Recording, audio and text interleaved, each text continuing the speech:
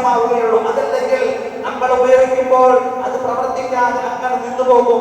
അതിനൊന്ന് അപ്ഡേറ്റ് ചെയ്യണം. ഈ ഒരു അപ്ഡേഷൻ നമ്മുടെ ജീവിതത്തിലെ ഈ മുഹറം മാസത്തിൽ നമ്മൾ ഓരോരുത്തരും നടക്കണം. ഒരു പുതിയ ഒരു നിയത്ത് ഇതുവരെ നമ്മൾ പുതുക്കി കഴിഞ്ഞ ഒരു വർഷക്കാലം ഇനി നമ്മുടെ അപ്ഡേറ്റിന്റെ സമയമാണ് മുഹറം.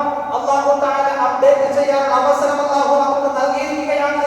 അതുകൊണ്ട് ഈ മുഹറം മാസത്തിൽ നമ്മുടെ നിയത്തുകളെ നമ്മൾ ഓരോരുത്തരും ഒന്ന് പുതുക്കണം. എങ്ങനെയാണ് പുതുക്കേണ്ടത്? നമ്മുടെ ഈമാനിനെ പുതുക്കണം. എനിക്ക് ഈമാനോടുകൂടി മരിക്കണം. അല്ലാഹു എനിക്ക് വീണ്ടും അവസരം നൽകിയിരിക്കുകയാണ്. ഈ കാലയളവിനുള്ളിൽ 1448 വർഷം തുടങ്ങി ഈ കാലയളവ് അവസാനിക്കുന്നതിന് മുമ്പ് ഒരു വർഷത്തിനുള്ളിൽ ഞാൻ മരണപ്പെട്ടു പോയാൽ എനിക്ക് ഈമാനോടുകൂടി മരണപ്പെടണം.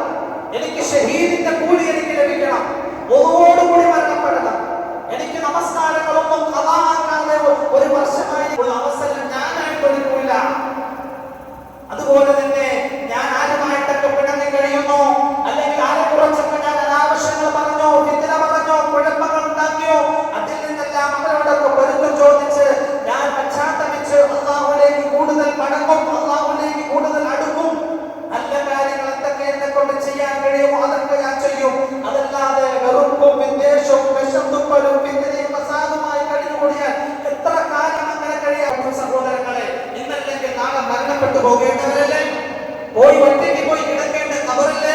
ആ കബറിൽ ഈ പറഞ്ഞവരാരെങ്കിലും സഹായത്തിന് വരുമോ? നമ്മൾ ദുനിയാവിൽ എന്തൊക്കെ ചെയ്തിട്ടുണ്ടോ അത് നന്മയാകട്ടെ തിന്മയാകട്ടെ, അതല്ലാതെ മറ്റൊന്നും അവരുടെ സഹായത്തിനെത്തൂല. ജീവിതത്തിൽ എന്തെങ്കിലും നന്മ ചെയ്തിട്ടുണ്ടോ അതിന്റെ പ്രതിഫലം ആ കബറിൽ നമുക്ക് കാണാൻ കഴിയും. എന്തെങ്കിലും തെറ്റുകൾ സംഭവിച്ചോ അതിന്റെ അനന്തര ഫലവും കബറിൽ അനുഭവിക്കേണ്ടി വരും. അത് സുനിശ്ചിതമാണ്, യാഥാർത്ഥ്യമാണ്. അതിന് യാതൊരു സംശയവും വേണ്ട, ആർക്കും വേണ്ട, എനിക്കും വേണ്ട, നിങ്ങൾക്കും വേണ്ട. അതുകൊണ്ട് ആ ഒരു സത്യമായ ഒരു ബോധ്യം, ആ ഒരു ബോധം എനിക്കും നിങ്ങൾക്കും ഉണ്ടാകണം. ആ നിലയിലുള്ള ഒരു പരിവർത്തനമാണ് ഈ മുഹറം മാസത്തിൽ നമ്മൾ ഓരോരുത്തരും ആ നിലയിൽ വേണം പരിശ്രമിക്കാൻ, പ്രവർത്തിക്കാൻ. യഥാർത്ഥമായ ഹിജ്റ മുഹറം, ഹിജ്റ മാസം, ഹിജ്റ കലണ്ടർ തുടങ്ങിയല്ലോ, പുതിയ വർഷം. അപ്പോൾ നമ്മൾ എങ്ങോട്ടാണ് ഹിജ്റ ചെയ്യേണ്ടത്? നമ്മൾ ഹിജ്റ ചെയ്യേണ്ടത് 1400 വർഷങ്ങൾക്ക് മുമ്പ് മക്കയിൽ നിന്നും മദീനയിലേക്ക് നടന്ന ഒരു കുടിയേറ്റം മാത്രമല്ല, അത് നമ്മൾ ഓരോരുത്തരും മനസ്സിലാക്കേണ്ട ഇന്നും ജീവിക്കുന്ന ആത്മീയമായ ഒരു പ്രയാണമാണ്. നമ്മുടെ മനസ്സുകളിൽ വിശ്വാസികളുടെ ഹൃദയങ്ങളിൽ ജീവിക്കുന്നവർ ആത്മീയമായ ഒരു പ്രയാണമാണ് ആ ഹിജ്റ എന്നുള്ളത്. ആ ഹിജ്റയ്ക്ക് പകരമായി നമ്മൾ ചെയ്യേണ്ടത് തെറ്റിൽ നിന്നും ശരിയിലേക്കുള്ള ഒരു പ്രയാണം, നന്മയിലേക്ക്, തെറ്റിൽ നിന്നും തിന്മയിൽ നിന്നും നന്മയിലേക്കുള്ള ഒരു മാറ്റം, സമൂലമായ ഒരു മാറ്റം ഈ ഹിജ്റയില് ഈ വർഷത്തിൽ, പുതിയ വർഷത്തിൽ ഞാൻ നിങ്ങൾ ചെയ്യണം. പരിശുദ്ധ ഖുർആൻ പറഞ്ഞു നോക്കുക, അശുദ്ധിയെയും പാപങ്ങളെയും നീ വിടിഞ്ഞിട്ട് നീ ശുദ്ധിയാവുക.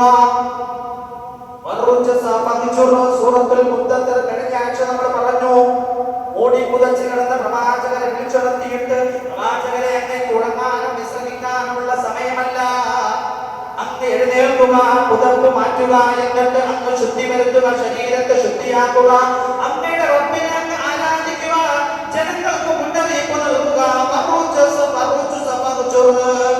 തെറ്റുകളിൽ നിന്നും കുറ്റങ്ങളിൽ നിന്നും അശുദ്ധിയിൽ നിന്നുമൊക്കെ പാപങ്ങളിൽ നിന്നുമൊക്കെ വിട്ടുനിന്നിട്ട് നമ്മൾ ഓരോരുത്തരും ശുദ്ധിയാകാൻ പരിശുദ്ധ ഖുർആനിന്റെ പ്രഖ്യാപനമാണ്.